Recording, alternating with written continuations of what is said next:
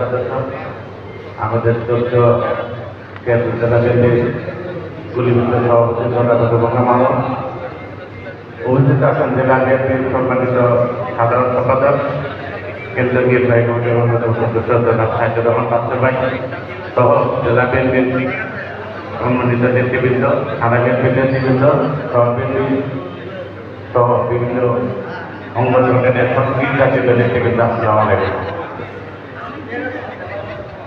আজকের এই জেলা বিএনপির যে মত বিনিময় সভা হচ্ছে সেটা হচ্ছে উপযুক্ত সময়ে সঠিক কার্যক্রম। আমরা দীর্ঘ 16-17 বছর যে ফ্যাসিস্ট বিরোধী আন্দোলন করেছিলাম, এই ফ্যাসিস্ট বিরোধী আন্দোলনের পরবর্তীতে একটা গণতান্ত্রিক সরকার আসে।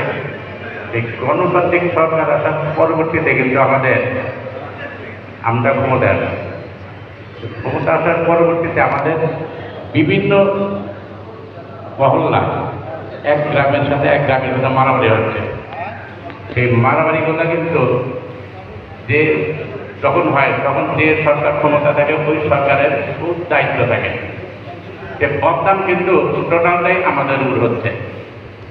আমি জেলা বিএনপির সম্মানিত নেতৃবৃন্দকে অনুরোধ করব, এই যখন এই একটা গ্যাঞ্জামের কথা শোনা যায়, অতি শীঘ্র কঠোর হস্তে এই গ্যাঞ্জামটার জন্য দমন করা যায় সেই ব্যবস্থা গ্রহণ করবে।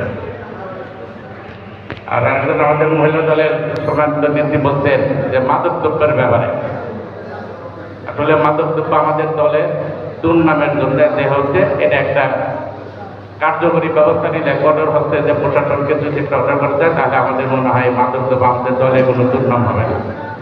সবাই এটা জেলা বিএনপি থেকে। আর আমাদের মুফতি ভাই বলছে কমিটির গঠনের ব্যাপারে, আসলে আমাদের বিভিন্ন ইউনিয়নে যখন যাই আমরা, তখন কিন্তু আমাদের সাবেক বলে সম্বোধন করা হয়, আমাদের কাজের কার্যক্রমের ক্রিয়া কম থাকে।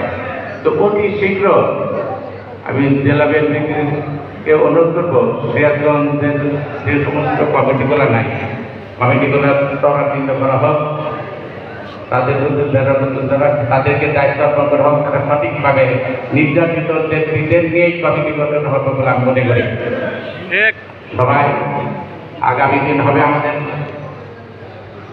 মাদক মুক্ত, চাঁদাবাদ মুক্ত আমাদের সিরাজগঞ্জ করে চলবে, এই আহ্বান আপনারা জানিয়ে আমি বক্তব্য শেষ করছি। ধন্যবাদ সবাইকে। আসসালামু আলাইকুম।